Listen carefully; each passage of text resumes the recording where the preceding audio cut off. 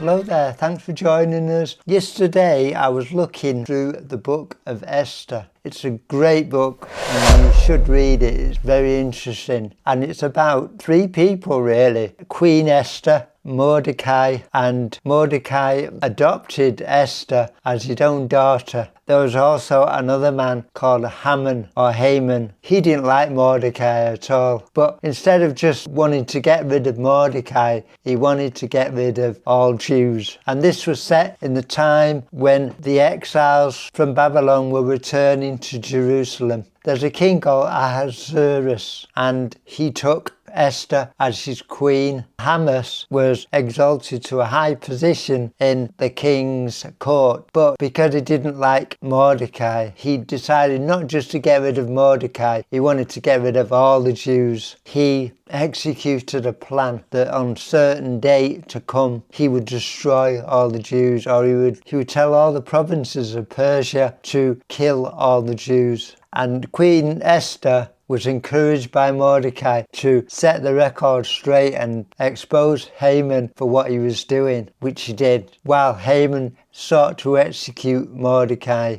the king realized that Mordecai was actually a hero in the past and hadn't been rewarded. And so he said to Haman, man, he didn't say it was Mordecai, but he said, what do you think should be done for this hero? And Haman was so full of himself and he thought, oh, he's talking about me. So he said really good things that should happen. He had to escort Mordecai on a horse and to exalt him highly. And he must have been pretty miffed about that because he hated him and he wanted all Jews killed. And then the next thing was Haman was invited to a banquet by Esther and the king. She exposed Haman because he was the one, he had executed this plan to kill all the Jews. She managed to do that and Haman was hanged on the gallows that he meant for Mordecai. And then what happened was the plan was still in place to kill all the Jews. So Esther had to get the king to turn over that decree that all these Jews should be killed, and instead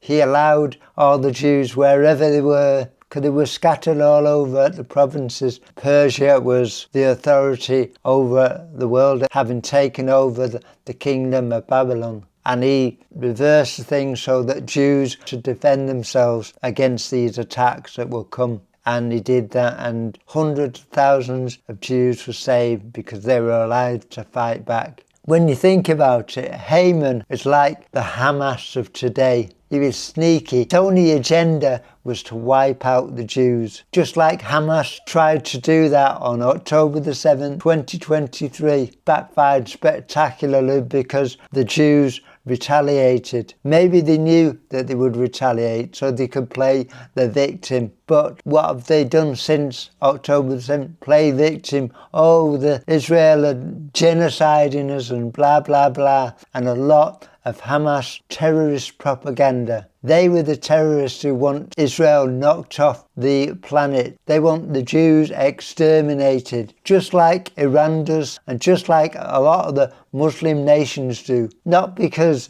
they particularly hate Jews, but it's part of the Islamic ideology, because Jews were the first to reject revelations of Muhammad back in the 7th century. And so from then on, he was against Jews, and then he was against Christians because they rejected his revelations as well. And Hamas are just an extension of that. Iran and the Ayatollahs are an extension of that. So I urge you to read the book of Esther, and you'll see why Jews today still celebrate Purim. And this was because Esther, significant in rescuing the Jews, saving the Jews, which she was a Jew herself. She and Mordecai kept it quiet until they had to speak up. And we had to speak up against injustice, speak up against racism, against terrorism, against things that go against the word of God. So I urge you to read the book of Esther. It's a great book.